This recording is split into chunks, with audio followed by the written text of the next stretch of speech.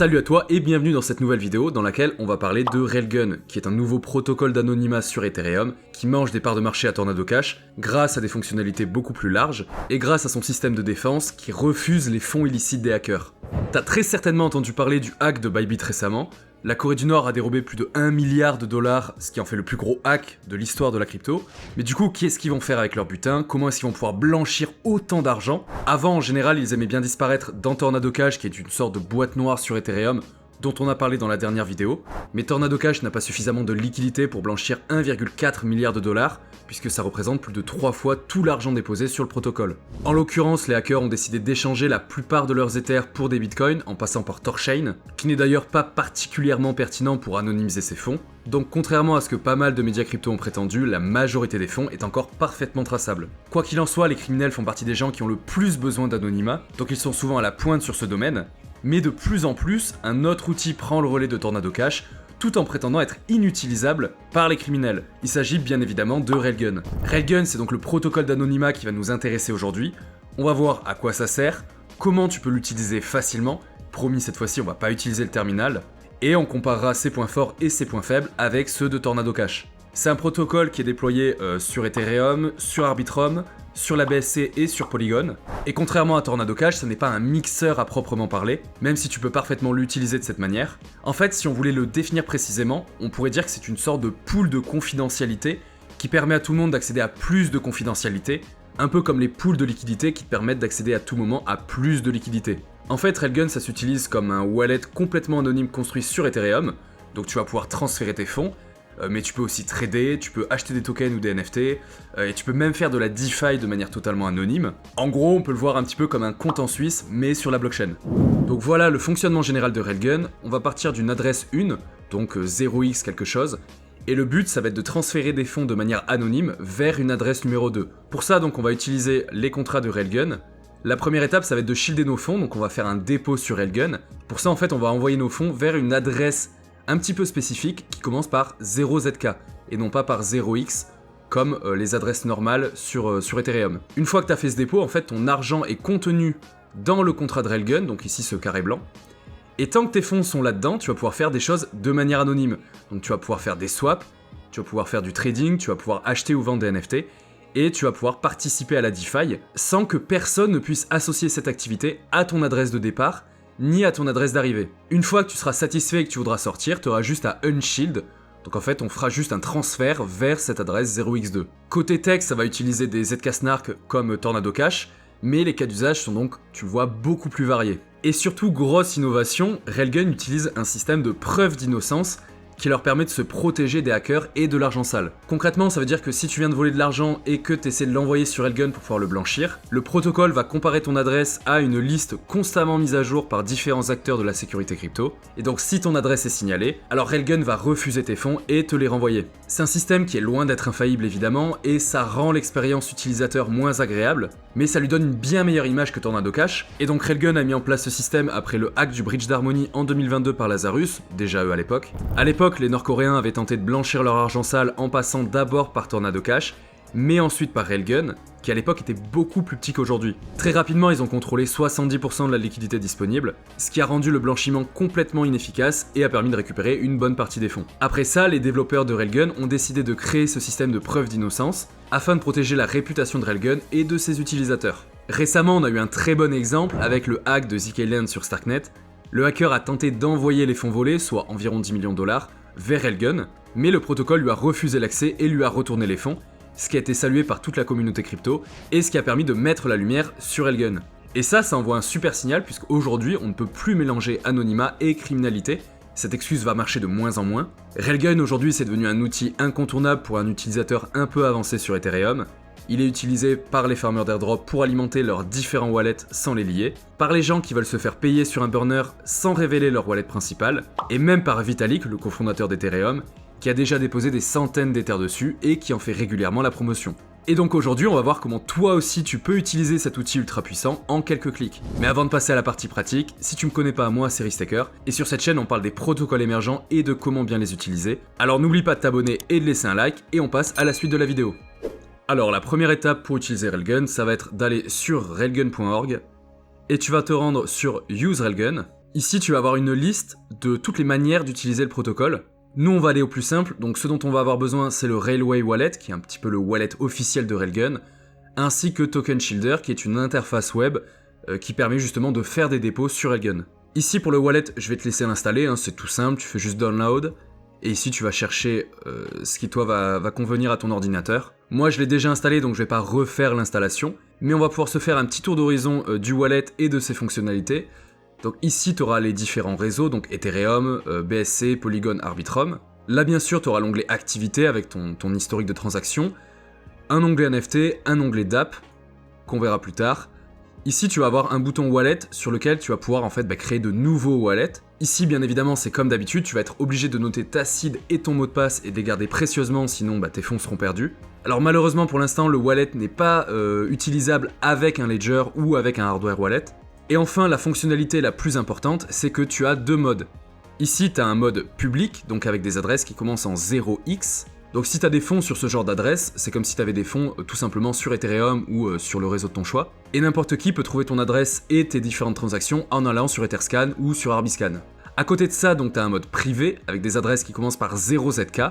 Et lorsque tu vas utiliser une adresse qui commence par 0zk, là tu es bel et bien anonymisé par Railgun. Et donc personne peut te trouver sur Etherscan. Tu vois, si je prends cette adresse et que je la rentre sur Etherscan, ça va rien me donner du tout, l'adresse ne peut pas être trouvée. Et donc pour passer de l'une à l'autre, on va utiliser la fonctionnalité de Shield. Pour ça, on a deux manières de faire qui reviennent exactement au même, mais je précise pour éviter toute confusion. Soit on Shield depuis notre adresse en 0x qui est directement sur notre Railway Wallet, et donc dans ce cas-là, on va utiliser le petit bouton qu'on a vu tout à l'heure, pour l'envoyer vers une adresse 0zk qu'on a aussi sur notre Railway Wallet. Soit la deuxième option, si tu as un Metamask ou un Rabi, et que t'as pas envie de t'embêter à envoyer des fonds sur Railway machin, on va utiliser tokenshielder.com qui est donc une interface web qui nous permet de faire le travail pour shielder, et donc évidemment on va envoyer vers la même adresse 0zk. Je précise que les deux manières de faire sont parfaitement possibles, donc peu importe ce que tu choisis, c'est pas très important, en arrière-plan il se passe exactement la même chose. Et donc nous, dans cette vidéo, on va utiliser tokenshielder.com, donc voilà, ça ressemble à ça.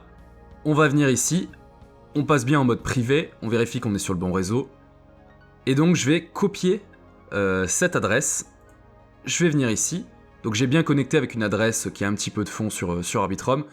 On pourrait faire la transaction sur Ethereum mais j'ai pas envie de payer 5 € de frais de gaz.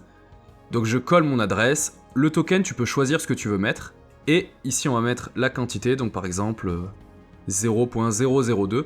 Alors c'est pas comme sur Tornado Cash, les fonds ne doivent pas respecter tout le même montant, donc tu peux mettre un petit peu tout ce que tu veux. On va faire Shield. Donc il nous dit bien qu'on va envoyer à telle adresse de l'Ether, qu'on va envoyer telle quantité, et là il nous marque bien les frais de dépôt. Alors les frais de dépôt ça correspond à 0,25% sur le dépôt, t'as aussi 0,25% sur les retraits, et un petit pourcentage de environ 10% sur les frais de gaz. Nous pour l'instant on va faire Shield. La transaction a été créée, donc là maintenant je vais pouvoir revenir dans mon Railway Wallet, et on va voir ce que ça va m'afficher. Alors bon là c'est une coïncidence, j'ai les deux mêmes montants exactement, mais en gros, quand tu viens de shielder, tu as une période d'1 heure environ, pendant laquelle Railgun va vérifier si tes fonds sont criminels ou non. C'est donc la fameuse preuve d'innocence dont on a parlé tout à l'heure. Là tu peux voir que la transaction a été envoyée il y a 54 secondes, et que l'estimation c'est de 59 minutes d'attente, donc généralement c'est aux alentours d'1 heure. Et donc après cette période, les fonds sont utilisables sur ton adresse 0zk. C'est un peu embêtant pour tourner la vidéo, mais en réalité toi ça va pas te poser problème. Alors pourquoi est-ce que je dis ça ? Eh bien c'est parce que pour des raisons de sécurité qu'on verra plus tard, tu dois toujours laisser plusieurs jours, voire plusieurs semaines, entre chaque interaction si tu veux garantir ton anonymat. Donc un délai d'1 heure c'est pas très grave, t'es pas censé normalement faire des transactions durant la première heure. En tout cas moi j'avais prévu le coup, j'avais déjà envoyé un petit peu d'Ether, donc admettons que ça fait 1 heure et que mon dépôt a été accepté, donc j'ai bien reçu l'argent. Une fois que t'es là, et bien en fait tu peux faire ta vie. Si tu veux retirer vers un nouveau portefeuille comme si c'était un mixeur, tu vas devoir surveiller donc les dépôts et les retraits sur Etherscan, et comme Tornado Cash, tu vas devoir attendre plusieurs jours voire plusieurs semaines afin d'être bien anonymisé. Si jamais tu veux faire de la DeFi de manière anonymisée, tu vas pouvoir venir ici. Donc tu as Index qui va te permettre de faire des swaps. Et donc tu as deux onglets. Ici, liquidité, ça va correspondre à, je crois, SushiSwap. Voilà, donc tu as des pools SushiSwap. Et pour le rendement, ça va être donc des pools Bifi. Donc tu vois, tu as différentes pools Bifi qui vont te donner des rendements approximativement de quelques pourcents. C'est pas non plus hyper développé pour le moment, mais ça fait l'affaire. Et puis donc également tu vas pouvoir acheter et vendre des NFT. Moi, c'est pas ce qui va m'intéresser en priorité. Attention quand même, rappel de sécurité. Si jamais c'est important que ton activité DeFi ou tes swaps soient anonymisés, tu dois attendre un certain temps entre chaque transaction. Et tu vas devoir faire varier les montants. Comment est-ce que ça se fait? Eh bien concrètement, c'est parce que tes fonds sont sur les contrats de Railgun. Si tu regardes ta transaction de dépôt, tu vois que les fonds sont envoyés au contrat de Railgun et pas à une adresse 0ZK. Ton adresse 0ZK, elle n'existe pas aux yeux d'Ethereum, c'est juste un moyen pour le contrat de Railgun de savoir qui possède quoi. Et donc si on s'amuse à observer Ethereum, on va pouvoir voir toutes les transactions faites par les gens qui ont des fonds sur Railgun. C'est juste que ces transactions sont associées au contrat de Railgun et pas à la personne qui est derrière. Donc évidemment, si je regarde une transaction qui a été faite par quelqu'un qui est sur Railgun, je peux pas savoir qui est derrière, et donc cette personne est bien anonyme. Mais on peut quand même essayer de faire des déductions. L'anonymat n'est garanti que si on ne peut rien déduire. Imagine par exemple que tu déposes 10 Ethers sur Railgun, et que une heure après on peut voir sur Etherscan que quelqu'un à l'intérieur du contrat de Railgun a échangé 10 Ethers pour des stablecoins par exemple, puis les a retirés vers un nouveau wallet, bah là c'est un peu cramé, on se doute que c'est potentiellement la même personne. Alors si c'est pas important à tes yeux, évidemment tu t'en fiches, hein. C'est comme si tu faisais ton swap tranquille sur ton wallet principal, mais si tu utilises ce protocole justement pour pouvoir faire des swaps anonymes, tu vas devoir attendre et varier les montants afin de garantir un haut niveau de sécurité et d'anonymat. Donc par exemple, tu vas fractionner tes swaps ou tes retraits en plusieurs transactions qui vont être étalées dans le temps. On reprend notre exemple, si tu déposes 10 Ethers sur Railgun et que 2 semaines plus tard tu vends 3 Ethers pour acheter du Bitcoin, puis encore une semaine plus tard tu déposes 4 Ethers sur SushiSwap, bah là t'as un bon niveau d'anonymat. Tes actions sont noyées dans la masse, et donc tu pourras retirer tes fonds sans craindre d'être suivi. Et donc pour les retraits justement, ça se fait directement dans le wallet. Quand tu es en mode privé, ici tu as l'option Unshield. Tu vas venir ici, tu vas rentrer ton adresse qui commence par 0x. Donc soit c'est une adresse que tu as déjà, soit c'est une nouvelle adresse que tu viens de créer. Tu choisis le token dans lequel tu veux retirer, donc soit de l'Ether, soit des stablecoins. Moi je vais mettre par exemple 0.001 WEther. On va confirmer. Ici donc tu peux choisir de retirer soit en Ether, soit en WEther. Généralement on va préférer retirer en Ether, pour des questions de gaz. Le wallet va te demander ton mot de passe. Là maintenant tu vas devoir choisir un broadcaster. Alors pourquoi est-ce que tu as besoin de faire ça? C'est que quelqu'un va bien devoir payer ta transaction puisque toi t'as pas d'Ether qui est capable actuellement de la payer. Donc on va faire public broadcaster.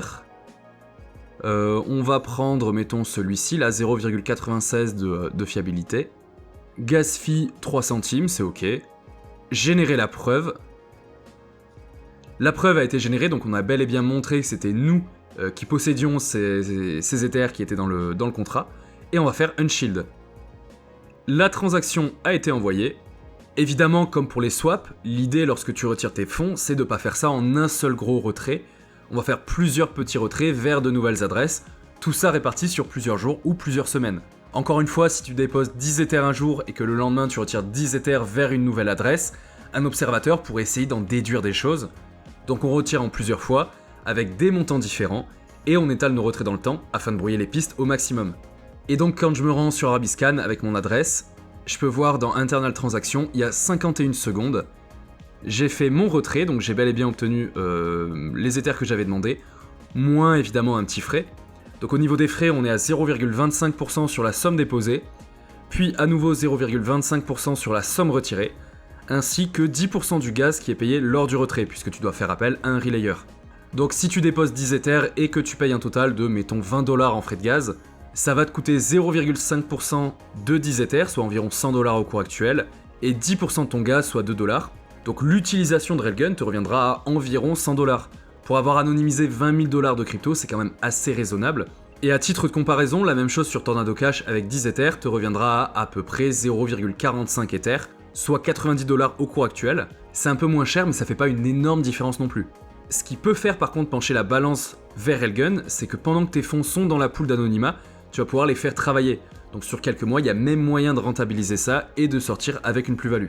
Et donc justement, c'est l'heure de comparer Railgun et Tornado Cash pour savoir lequel des deux est le meilleur en 2025. Je voulais que la comparaison soit visuelle, donc voilà, je t'ai préparé deux graphiques qui sont exactement les mêmes. C'est juste que pour que ça soit bien visible, j'ai accentué la couleur ici de Tornado et ici de Railgun. Donc on va les comparer sur 6 critères. Donc déjà, premier critère, la qualité de l'anonymat. Donc ça va être relié au volume et au nombre de transactions. Donc plus ou moins à la popularité du mixeur. Et là-dessus, évidemment, il n'y a pas de surprise. Tornado Cash, ça représente 83% des volumes sur les mixeurs, sur toutes les chaînes EVM confondues, alors que Railgun, c'est environ 16%. Ce qui est quand même déjà pas mal, donc Railgun sera largement suffisant si tu veux anonymiser quelques dizaines de milliers de dollars, mais au-delà d'un certain seuil, ça va devenir compliqué et tu seras presque obligé de passer par Tornado. A noter quand même que les volumes et la TVL sur Railgun sont en constante augmentation, alors que sur Tornado ça stagne depuis 2 ans, donc c'est tout à fait possible que les positions s'inversent dans les prochaines années. Ensuite on va voir le critère de la fiabilité. Donc là évidemment c'est par rapport au code, est-ce que le code est bon, est-ce qu'il est safe? Tornado Cash ça existe depuis 2019 et à ma connaissance ça n'a jamais eu ni de bug ni de hack et aucune agence gouvernementale n'a réussi à casser l'anonymat. Donc pour moi c'est un 4 mais c'est pas un 5 parce qu'on joue toujours avec des smart contracts et il arrive qu'une faille soit découverte plusieurs années après, même si dans le cas de Tornado je pense qu'on peut lui faire confiance. À côté de ça Railgun c'est plus jeune puisque ça s'est lancé début 2022 et ça a pris beaucoup plus de temps pour se faire connaître, donc sur le papier il est moins battle testé, mais dans les faits j'ai pas non plus de crainte particulière. Ensuite on va voir le critère des frais, et là franchement c'est kiff kiff, Railgun va prendre 0,5% de la somme que tu vas anonymiser, alors que sur Tornado ça va être 0,45%. Je mets quand même un léger avantage à Railgun, puisque tu vas pouvoir faire du rendement ou du trading dedans, donc t'as largement moyen de rembourser tes frais. Ensuite on va voir les différents cas d'usage qui sont disponibles. Bon là sur Tornado Cash c'est simple, c'est juste un mixeur qui fait son travail et rien d'autre, donc on est presque obligé de mettre 1. À côté de ça, sur Railgun on peut faire beaucoup plus de choses, puisque ça a été conçu justement pour permettre une utilisation anonyme de la DeFi. Donc tu vas pouvoir faire des swaps, tu vas pouvoir faire du trading, tu peux chercher du rendement en DeFi, et tu peux même jouer avec des NFT. Et là-dessus t'as aucun frais, à part les frais de gaz de la blockchain évidemment, mais je trouve que ça manque encore de variété. T'as quelques applications qui sont prises en compte dans le wallet officiel, et on peut pas tout faire non plus. Fournir de la liquidité sur un DEX par exemple, c'est parfaitement possible, mais on ne pourra jamais faire de dépôt sur AAV, parce que la manière dont AAV fonctionne empêche son utilisation par une pool de confidentialité. Donc pour moi c'est prometteur, mais c'est encore un peu limité et ça manque de variété et de choses à faire. Et pour finir, on va voir les 2 gros points faibles de Tornado, à savoir la facilité d'utilisation et la réputation. Alors déjà, utiliser Tornado aujourd'hui c'est hyper complexe parce qu'on n'a pas de front-end accessible facilement, et 99% des front-end qu'on peut voir passer sur internet sont des arnaques, donc faut vraiment être hyper vigilant. Et du coup pour l'utiliser, t'es presque obligé d'apprendre à utiliser un terminal, ce qui n'est pas à la portée de n'importe qui. La dernière vidéo sur cette chaîne, c'est le tutoriel le plus simple possible sur Tornado, et pourtant la vidéo fait 25 minutes. Donc c'est vraiment pas simple à utiliser et ça s'adresse avant tout à des profils de bidouilleurs. À côté de ça, l'utilisation sur Railgun elle est vraiment simplifiée, elle est même plus simple que sur pas mal d'applications DeFi. T'as un wallet à télécharger, ce qui n'est pas non plus top niveau sécurité, et t'as un site internet pour shielder tes fonds. Donc une fois que t'as compris les bases, ça roule franchement tout seul, mais je pense qu'on peut quand même enlever un point à cause de la lenteur d'utilisation, puisque chaque transaction va mettre plusieurs minutes avant d'être validée. Et en plus, évidemment, t'es obligé d'attendre plusieurs jours entre chaque interaction, donc ça, si tu le sais pas, tu peux te faire avoir. Après, j'ai envie de dire que c'est aussi le prix à payer pour ajouter de l'anonymat sur une chaîne qui est entièrement publique à la base. Quand tu veux anonymiser tes fonds, t'es pas à 5 minutes près. Et heureusement que ce système de preuve d'innocence existe. Et en parlant de la preuve d'innocence justement, ça va avoir un gros impact sur la réputation de chaque protocole. Concrètement, faut le dire, les deux sont utilisés à la fois par des gens honnêtes qui se soucient de leur vie privée, et par des criminels qui veulent blanchir des fonds. Mais cette histoire de preuve d'innocence est extrêmement bénéfique pour Railgun, et même si c'est pas parfait, l'histoire du hacker de zkLand leur a été extrêmement bénéfique d'un point de vue réputation. Si tes fonds aujourd'hui viennent de Railgun, il y a de fortes chances que tu n'aies aucun problème avec ça.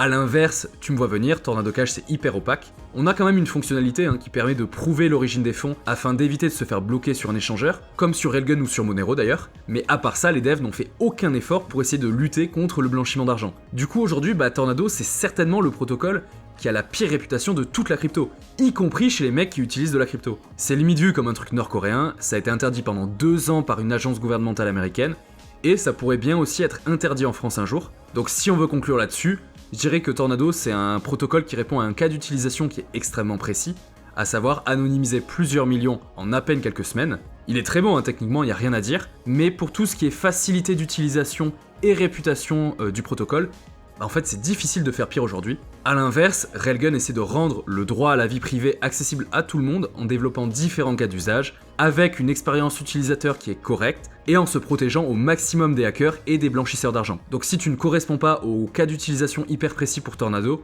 en fait t'as tout intérêt à préférer Railgun. Et alors pour finir la vidéo, je vais faire un petit aparté au niveau des tokens. Bon, tu vas voir que c'est pas les tokens les plus intéressants au monde, mais il y a quand même des choses à dire. On a le Torn pour Tornado Cash et le Rail pour Railgun. J'ai essayé de lister donc les points positifs et les points négatifs pour chacun. Alors pour les points positifs du Torn, j'ai quand même beaucoup galéré. Par contre, on trouve très rapidement pas mal de points négatifs. Déjà, le token est très peu liquide, donc dès que tu essaies d'en acheter un petit peu ou d'en vendre, il est hyper volatile. Ensuite, il ne sert qu'à la gouvernance, t'as pas de revenus parce que tu stakes du Torn. Et dernièrement, c'est assez difficile d'en acheter puisque beaucoup de dApps comme Uniswap ou Paraswap bloquent les achats et les ventes sur leur interface. Donc t'es obligé d'un petit peu fouiller pour pouvoir en obtenir. Aujourd'hui, le token sert surtout aux relayers qui ont besoin d'en staker pour récolter les frais des utilisateurs. Donc finalement, si t'es relayer ou que tu trades les bonnes nouvelles sur le token, ce qui est quand même déjà assez risqué, bah en fait tu peux te faire plaisir, mais sinon je vois pas trop l'intérêt du token. D'autant plus qu'à la moindre mauvaise nouvelle, il va prendre un moins 80%. Du côté du rail, par contre, on va avoir des choses plus intéressantes. Déjà, les stakers reçoivent une partie des frais payés par les utilisateurs, et en ce moment ça tourne entre 5 et 10% APR. Ensuite, t'as aucune inflation sur le token, ils sont tous en circulation, et t'as quasiment les 3/4 de la supply qui sont stakés pour la gouvernance, ce qui montre une grosse confiance de la part des holders. Je me suis amusé également à calculer le PE ratio. On a une market cap de environ 33 millions de dollars pour un revenu total de la DAO de 6,6 millions par an actuellement, ce qui nous donne un ratio de quasiment 5. Alors évidemment, la majorité de ces revenus va dans la trésorerie de la DAO et non pas directement dans la poche des stakers. Mais ça reste toujours la propriété de la DAO, qui est dirigée par les stakers, donc ça appartient pas à une fondation ou je sais pas quoi. Actuellement, on a plus de 4 millions de dollars dans la trésorerie, soit déjà plus de 10% de la market cap. C'est un petit peu comme si Aave avait une trésorerie de plus de 300 millions. Du côté des points négatifs quand même, on retrouve évidemment un manque de liquidité et une grosse volatilité même sur des petits swaps.